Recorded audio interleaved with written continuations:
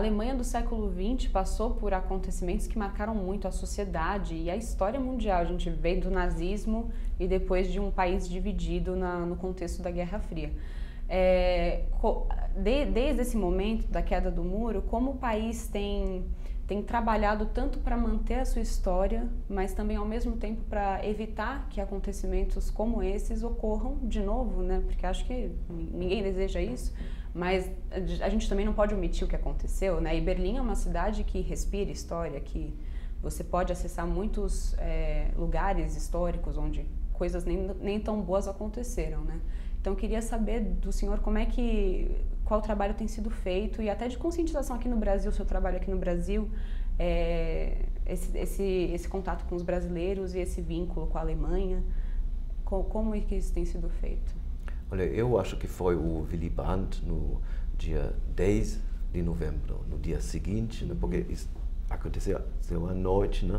No dia seguinte, o Helmut Kohl, o nosso chefe de governo, naquela época, com o Willy Brandt, o antigo chefe de governo, e com o prefeito de Berlim, eles se reuniram na prefeitura de Berlim Ocidental, né? E o Willy Brandt deixou isso bem claro. Fomos nós responsáveis na Alemanha com o terror nazista, com a guerra, que nós começamos a guerra, e o que aconteceu depois com os aliados, os americanos, franceses, ingleses e os russos, que eles se separaram e dividiram a Europa, a Alemanha, e o Berlim era o símbolo, mas fomos nós responsáveis.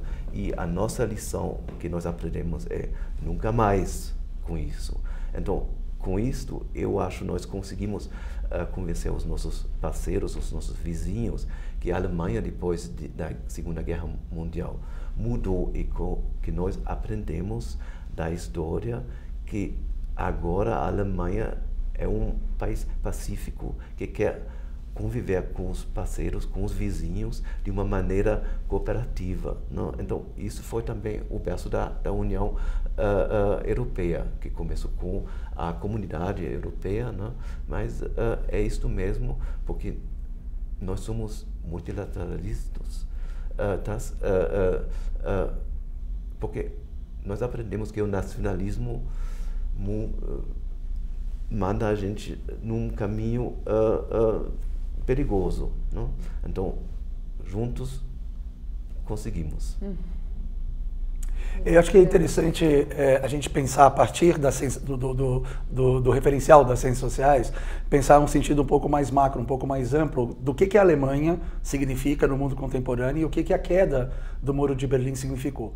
Para além daquelas questões meio básicas que a gente já conhece, que a queda do muro tem muito de simbolismo do processo de globalização, hegemonia americana versus União Soviética, essa disputa, a polaridade. É muito bom a gente pensar, a partir do que o Consul acabou de nos colocar, como a Alemanha se torna um referencial de propostas de uma nova formação contemporânea das relações entre os Estados nacionais. É interessante a gente lembrar também que a Alemanha, no século XIX, foi um dos últimos Estados nacionais a serem formados, né? A Alemanha era um conjunto de províncias, de unidades, foi unificada no final do século XIX, 1871, e a partir daí a explosão do nacionalismo foi muito rápida, se a gente for comparar com outros países europeus, né? E esse é um outro tema bastante interessante que a questão do muro nos traz para pensar.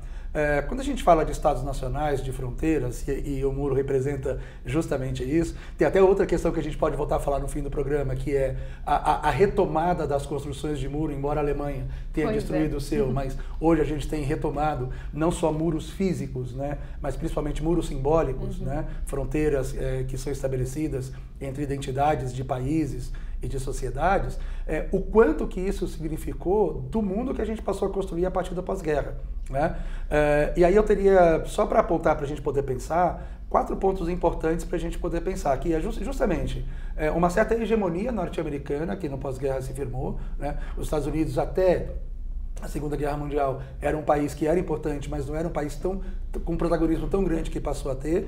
Essa hegemonia se deu a partir da polarização, justamente com a União Soviética, e vamos combinar que na história da humanidade isso não é necessariamente novidade. Porque nós estamos falando aí de duas grandes potências tentando construir o seu lote, o seu quião no mundo, disputar qual é o seu espaço no mundo, que remete um pouco ao conceito do imperialismo do século XIX e até de outras questões também muito anteriores. Então, isso é um outro ponto, não só a hegemonia americana, mas, como disse o cônsul, o esfacelamento do Império Soviético. Né? E esse enfraquecimento vai trazer como repercussão uma reconfiguração até das nações europeias que vai ser feita ao longo da segunda metade do século XX. Talvez o exemplo mais clássico que nós tenhamos disso seja a Guerra da Bósnia em 94, né?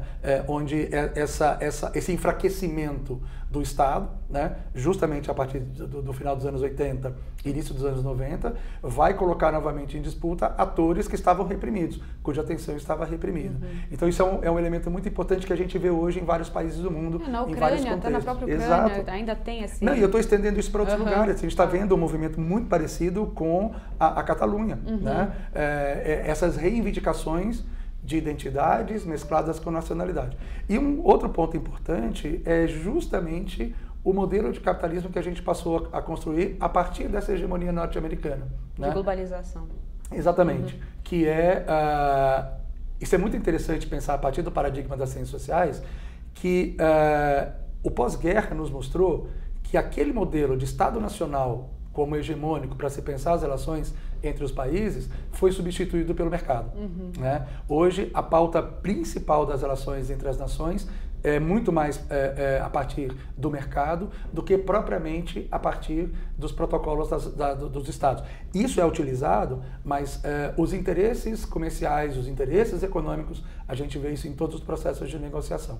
Então, na minha opinião, o significado da Alemanha nesse momento, por ser uma nação forte, uma nação que protagonizou ao longo do início da primeira metade do século XX, duas guerras, né? Que, aliás, tem vários historiadores que tratam esse período como uma grande guerra, né? Com um intervalo no meio aí de uma certa pacificação, mas é um período porque, na verdade, é o período de uma grande crise de todo o sistema capitalista. Que tem, se a gente for olhar os fatores que promoveram essas guerras, sobretudo a Segunda Guerra Mundial, inclusive a retomada desse processo de democratização, e a queda do muro é um exemplo bastante forte disso, justamente tem a ver com as questões econômicas, a desigualdade social, a pobreza. O que mobilizou, do ponto de vista prático, as pessoas na Berlim, ou mesmo na Alemanha Oriental, a reivindicar essas liberdades?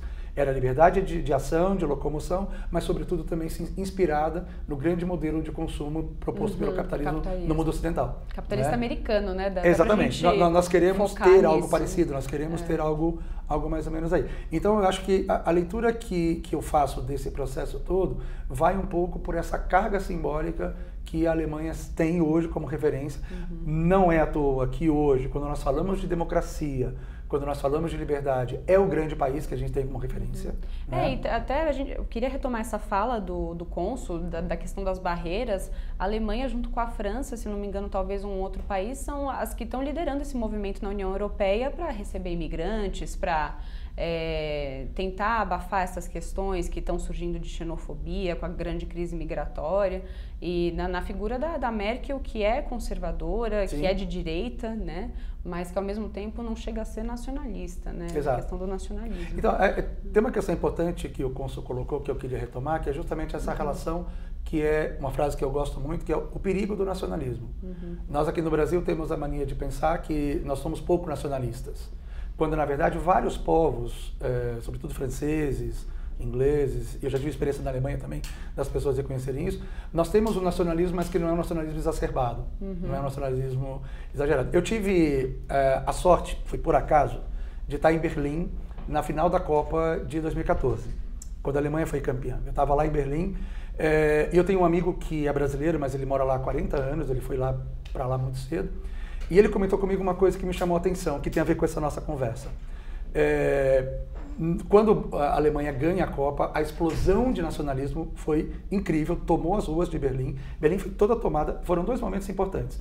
Tanto no dia do jogo, no dia da partida que teve a vitória, quanto 3 dias depois com a chegada dos jogadores lá em Berlim. Também a cidade parou, né?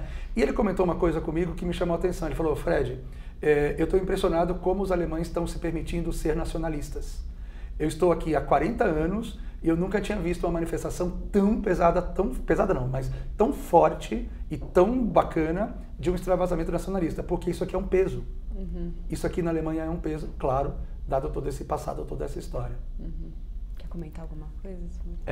Eu queria comentar 3 coisas. Primeiro, a gente não fala de hegemonia dos americanos, mas para nós é uma parceria transatlântica com os Estados Unidos, com o Canadá e nosso lado, não só a Alemanha, mas os países europeus. Não?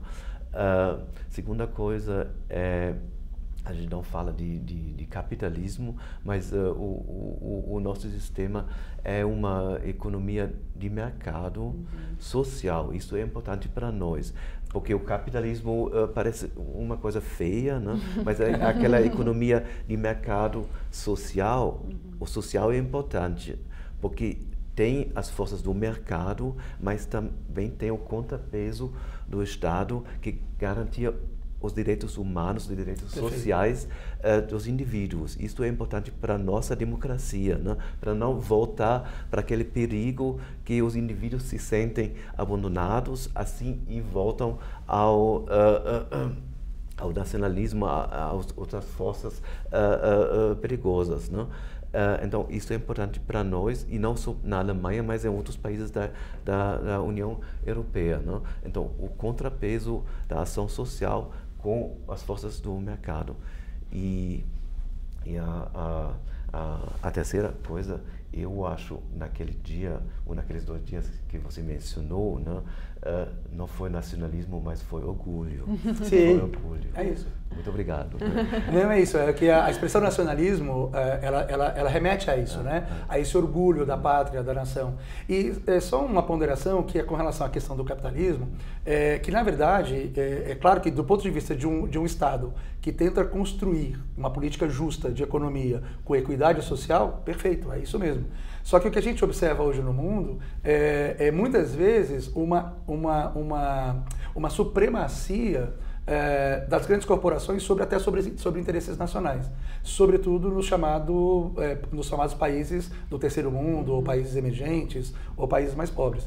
Então é nesse sentido que, até nesse sentido faz justiça, como que eu disse, porque a Alemanha ela é um modelo de Estado hoje que tenta resolver justamente isso, né? Essa relação entre a geração de riqueza, o fortalecimento das grandes corporações é um modelo de país capitalista, portanto, no entanto, um país capitalista que tenta promover ao máximo essa justiça social, né? Então isso é muito interessante, até nisso a Alemanha, como alguns países europeus, né, como alguns países nórdicos, como a própria França tenta seguir esse mesmo modelo, um país que privilegia o desenvolvimento do sistema econômico do modelo capitalista, das grandes corporações, mas ao mesmo tempo tentando atender aos interesses da sociedade no que diz respeito à justiça social, geração de emprego, formação, educação, saúde, etc.